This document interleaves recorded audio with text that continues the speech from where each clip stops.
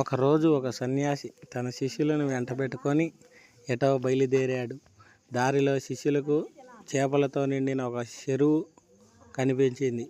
గురువు ఆగి చేపతో సహా ఆ నీళ్లను నోటి నిండా తీసుకున్నాడు. అలా కొన్ని దోసిళ్ళు తీసుకున్నాడు. శిష్యులు తమ గురువు చేసినట్టు చేశారు. కానీ గురువు ఏమీ అనకుండా ముందుకు వెళ్ళిపోయాడు.